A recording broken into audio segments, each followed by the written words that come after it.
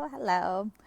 Okay, some of you who have been watching these for a while might recognize my sitting on the ground by the bench position, which means that I am in the office today because I have lots of work to do. um, yeah, year end is crazy, and now that we've added in the juggle of summer holidays as well, my days and hours are all just like shifting around and all over the place. Yes, so when I'm in the office, I pop out and come sit on the ground and hope that you can hear me. Hopefully, my microphone doesn't pick up all the wind. And yeah, here we go. And on that basis, I am going to try and keep today fairly short ish, which for me is never an easy task. But yeah, I do have lots that I need to get on with. So today might be a fast talking one. That said, there has been lots to talk about. It's been a big week in a few ways. I mean, every week's a big week though, isn't it? There's always stuff going on. Um, but one thing I really want to talk about this week, because it's just been like blowing my mind a little bit, is just time and how it has basically no real concept in my head anymore. I had a realization this week that I started my very first coaching, like getting coached 2 years ago. So it was July 2020. And I hired Dr. Chelsea Page. I'm sure you've heard me talk about her before. I've hired Dr. Chelsea Page. I had done some one-off coaching sessions before that with somebody else who I absolutely adore, Charlotte Pridmore. But Chelsea was the first like package I signed up for, and I signed up for 3 months of one-to-one coaching with her as a sex coach because I knew that I had, in my marriage, sex had been something that an issue that we had to deal with, and it felt to me like I had some sex stuff that I wanted to sort out. So even though by July 2020, I was no longer with my now ex-husband, but I knew that I wanted to delve into this sex stuff for me before I even contemplated getting into a relationship with somebody else. This was something that I wanted to work on. I knew I had some stuff that needed working on. So 2 years ago, I hired my first coach for a 3-month package, and I still work with Chelsea now, such a Chelsea Page. And that's what this week it just occurred to me because we were talking about something else that came up, which I will come on to. But we were talking about some sex stuff, and I was like, oh my God, like it's been 2 years already. Like that's flown by, but also it feels like I've been working with Chelsea for a lifetime. And then it helped, like I just stopped to think about how much has changed in that time. Like how far I have come on so many things, the sex stuff, but also just so much else. Like it's unreal. But then at the same time, the reason it was coming up was because it was like some stuff came up this week where I was like, oh, I've got some sex stuff to work on, don't I? And it's like, damn it, I thought that this was done and healed, and then was just laughing because it's never done and healed and over by any means. There's always deeper layers and deeper layers to dive into. And on like sex particularly is quite complicated. We are just bombarded with messages from the media, from people we know, from partners, from parents, from friends, from like I said, the media cosmo, like just everywhere we get from a very young age, we get these messages about sex and sexuality absolutely drilled into us, and the double standard applies here as much, if not more, than anywhere else. And what I discovered this week was that I feel almost like I've done a bunch of work on one side of the double standard, and now it occurred to me that I need to work on the other side. And what I mean by that, it hadn't occurred to me how much I was going to go into detail here. I'm just kind of talking now. But what I mean by that is that a big part of why I started working with Chelsea in the first place, I very clearly remember her asking me, like, what do you want out of this? What would success look like for you? What do you want at the end of our sex coaching together, 3 months?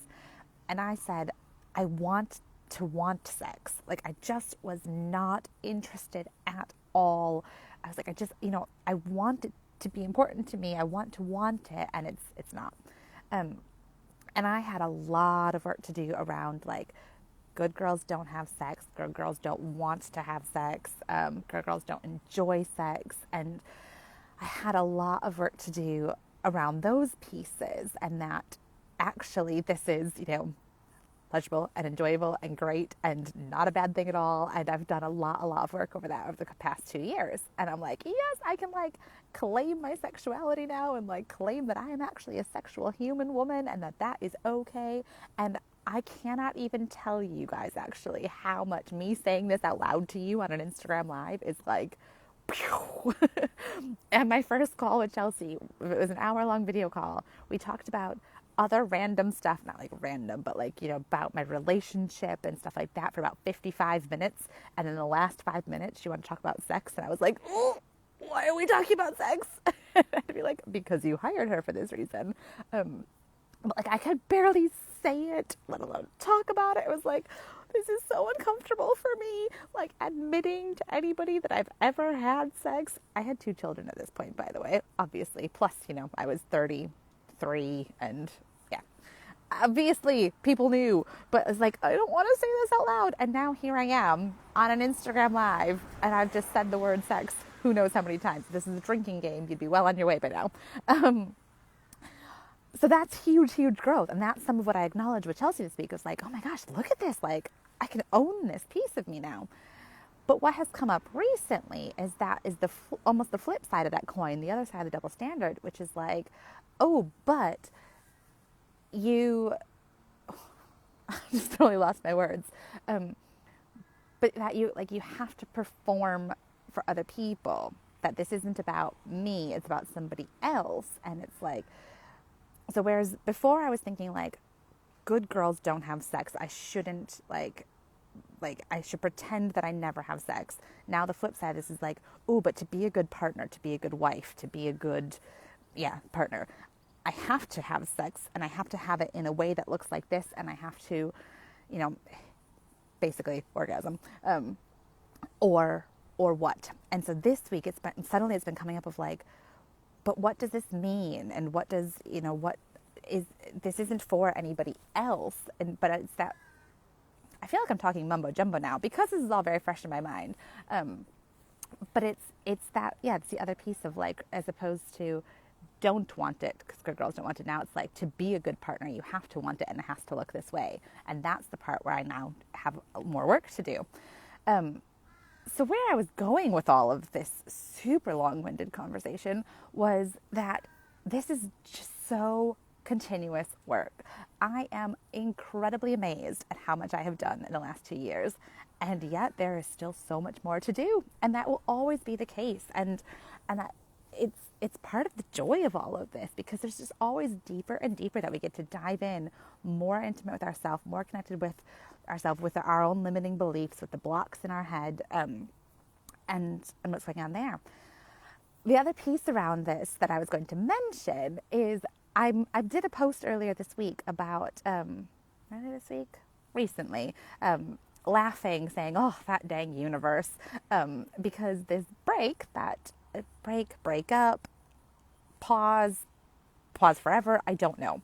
This guy who I've called it off with, we've called it off together because it wasn't a good time for him. I actually think that that's mostly not the story. That is very true. And, it holds true for sure.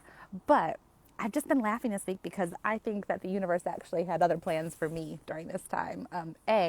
Work is insane. And that's what the post was about, was like, I thought I had time to like start a new relationship.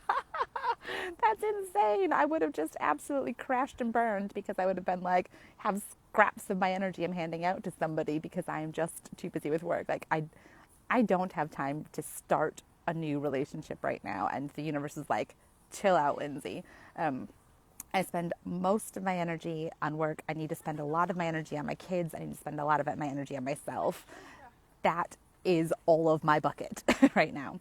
So I laughed at that part. But then this sex stuff that came up this week, I was laughing again to myself, being like, I think that the universe like dropped in this potential relationship enough to show me a new edge, to show me this area that I need to work on, and then put the brakes on it so that I have time to do this work. So don't get me wrong. You can absolutely do tons of this work in partnership. And there's, if you're in a relationship, there's no need to like break up with somebody just to do your healing work around these things. it very much can be done in partnership. But also sometimes, and where it feels like for me right now, is that space and doing some of this work on my own feels right to me. So I've got this time to do some of this healing work on my own stuff. And then when a partner comes back into my life, I then get to do another element of it, because there's portions of this that you either like you can't do on your own, or that, don't get revealed to you until you have a partner. But I think that the universe delivered again in terms of I needed this time to do some of my own work, which I wasn't aware of before. So the universe honestly, truly has our backs, even when we don't know it. And even when we're like, oh, that is so not how I wanted to show up. And the universe is like, but I know it's best for you. It's like the annoying parent sometimes. My kids do not always want to listen to me when I know it's best. And they're like, I don't believe you, that's best. It feels like that sometimes in the universe, where I'm like, I wish you didn't know best, but I think you actually do. I truly, truly believe that actually this time that I've got right now is as much, if not more, for me as it is for the man who needs the time. But the universe delivered it in that package because I would listen. If it was like, no, Lindsey, it's just up to you, I'd be like, I can power through. But by having it come from him, of course I was going to honor and respect what he needed. And it's learning to take that same honor and respect for yourself as well. So I said I was going to make it quick, and now I've been rambling for ages. So that's what's been going on in my life this week. Happy update for you. Okay, so I've got some questions this week, and I will try and go through them quickly. It's like my phrase of the day today. First of all, though, the first thing that came through wasn't a question, it was a comment, and I just want to share it because it really just melted my heart. So thank you for telling me this. Somebody just wanted to tell me that that sharing this way, that is so helpful, and that my positivity helps more than I can know. But also when I share that it's always not okay, and the hard stuff that comes up, and that is so appreciated. And I appreciate you for telling me that's appreciated, because that is why I do this. I do this to make you feel like you're not alone, because you're not. I want you guys to all know that it can be really freaking amazing and awesome. And here's all these, you have so much control over your life and how great it gets to feel. But also things are hard sometimes, and that doesn't go away no matter how long you do this work for, no matter how much you heal and how much you uncover, and it doesn't go away altogether. And I don't ever want to hide that side from you too, because if you're sitting here looking at me thinking well, of course, easy for you to say your life is perfect, you're not going to trust me, or you're going to think that something's wrong with you, or that you're broken, which is not the case. So I always want to share the ups and the downs, because that's what life is. So thank you for sharing that. Okay, next question was, I shared on my stories yesterday, I'd had a hell of a day on Monday. And so when I was getting prepped for the week, for the work day yesterday, I shared some oils, and I share oils sometimes on my stories. Yesterday I used grounding and frankincense. And so someone asked me about curious about these oils that you use, and tell me more about them.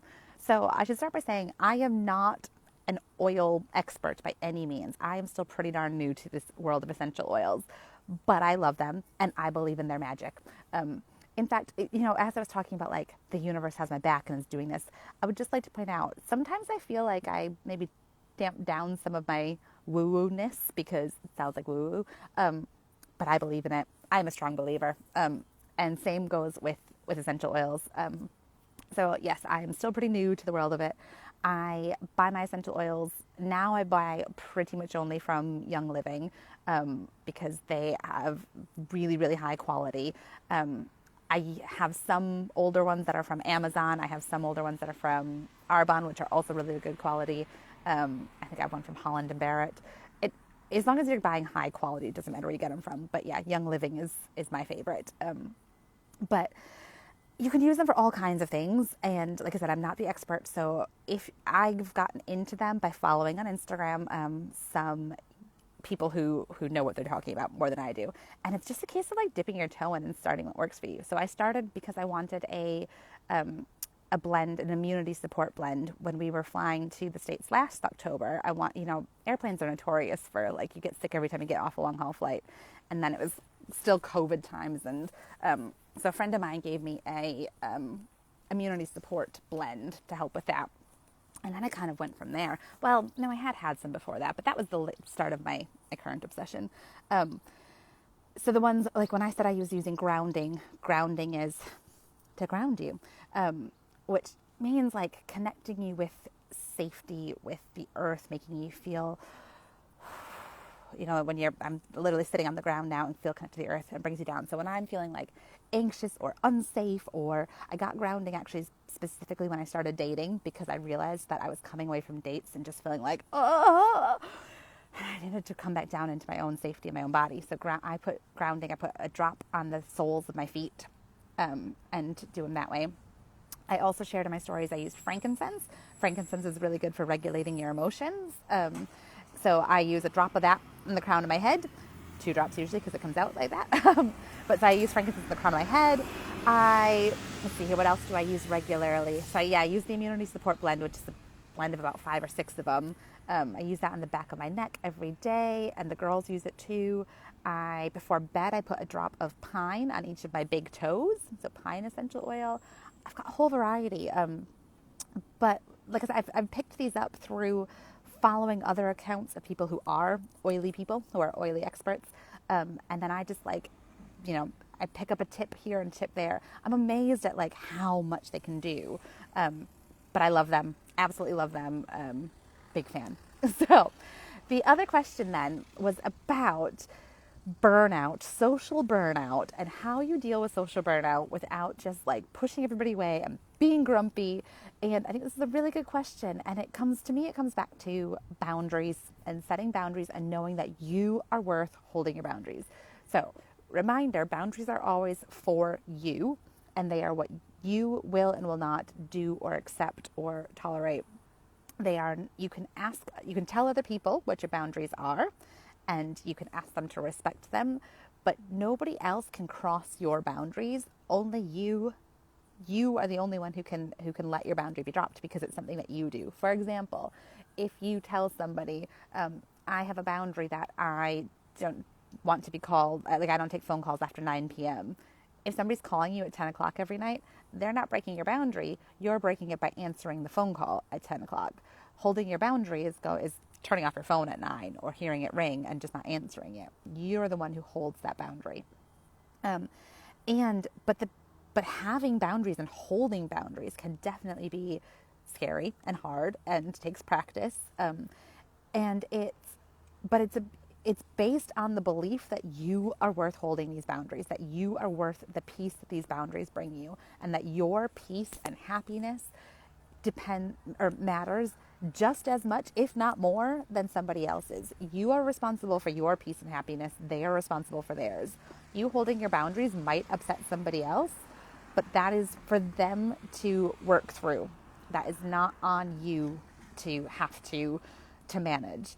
So all of this links into the social burnout question, because when I hear social burnout, and I could be wrong, so when I hear social burnout, I think about like you're saying yes to too many activities, you're going to see too many people and do too many things, or just that you're feeling like, oh, I'm just torn here and there all the time, and I just want to like sit down and have some time to myself. And I want to say that that's okay. You can totally say no. In fact, my one-to-one client did this weekend, and I was so proud of her. She had a family christening to go to that was a couple hours away, and she did not want to go to the family christening, and she didn't go, and she survived. We had to talk about it ahead of time. We talked about, what could be the outcome, how are you going to handle it, and yes, she had some guilt to work through at the time, and we've talked about the guilt behind it.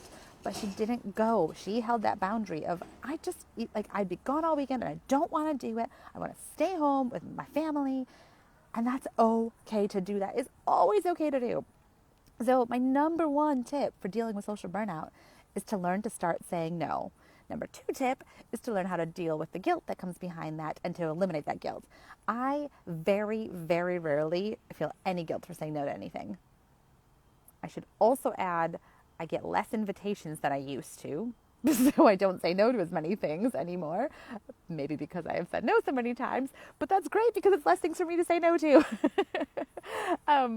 But it is always, always okay to say no. And a big piece of this, though, is you got to drop the guilt that you do not have to show up for other people if you don't want to go, but also it's learning to drop the FOMO, because that can also be another big piece of it, of like, I want to go to the, like, I don't want to go, but I do want to go because I don't want to miss out on the fun. And just, it's trusting that there will always be more fun to be had, that there will always be another event, that there will, whatever your desire right here, right now, is the thing that you should trust. And you will learn to let go of that FOMO and that guilt afterwards. Like, your friends might be having a massive party, but you know that you're burnt out and you're dying for a night home on the couch. You're like, oh, but if I don't go to this party, then, like, well, I'll miss out on the fun. But actually, are you going to go to the party and spend the whole time being like, I wish I was on my couch right now? Or like, yes, that was fun, but actually I'm even more burnt out tomorrow, so the knock-on effect wasn't worth it. And learning to trust yourself that what you want and you desire right then, like at that time, that is always worth listening to, okay? There are very, very few occasions or things that can't ever be repeated, or that won't come up again, or that, no, there's basically nothing that, like, you can't say no to. You don't have to do any of the things you get invited to or any of the events if you don't want to. And that's always okay. It is not because you don't love the people who invited you. It is not because you don't want to see them or because you don't care about them. They're not important to you. It's because you are the most important person, and you meeting your desires always comes first. And when you do that, you have a fuller cup and you have more to actually give to people around you. And the next time you show up to an event with those people, you'll probably be way more excited and happier about it, because you're not coming at it from like I have to do this event too. You're coming at it from like I'm here because I want to be here and I get so much more value out of it. It's getting bang for your buck, basically. Do less, but enjoy what you do more.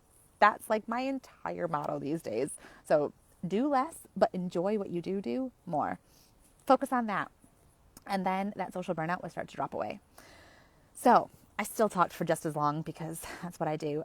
But hopefully that was really helpful. I am going to go get back to work now. Because I am so busy, so I think I mentioned this last week, but I'll say it every time. I've currently paused my 3-month coaching package, but there is a wait list for it. And if you want to sign up for it, so it will start again in October. So 3-month coaching package will start in October. If you sign up now, we can do an extended payment plan. So where are we at? It's the last week in July. If you sign up in, like now, you can pay in August, September, October, November, December. So you can spread 3 months of coaching over 5 months. So instead of so it's £2,000, which you can always split into the 3 payments for the 3 months if you want. But now you can split into 5 payments. So you can do 5 payments of £400 each to make that easier. So if that's something you're interested in, let me know. We can totally work that out. If you're super quick, if you do it this week, you can pay in July. We can spread it over 6 months, and then you can do 2,000 divided by 6. It'll be less than £400. I know I'm an accountant, but my brain is mush today. So that's option number 1, is do the 3 months starting in October, but you can pay now to spread out the financial plan. I am still offering the mini, so the 3 one-to-one sessions. Those don't come with any Voxer support in between. Those are just the one-to-one phone calls. There's 3 of those for £444. You can totally still hop on that. So send me a DM if you want those. Those just need to be used within 2 months of your start date. So they can be 3 in a row every week. They can be every 2 weeks, whatever we can work out between us, but they need to be used within 2 months. And that's it. That's all I got right now. So if you're interested, let me know. I will be back here again next week to do this again. Possibly, I need to check on timings for next week. No, I will be here next week. Sorry. Summer holidays are messing with my schedule. I'll be here next Wednesday at 10. Check out my stories on Tuesday if you want to send me a question, or you can just DM me at any time to get your questions in. And we'll chat soon. Okay. Love you lots. Bye.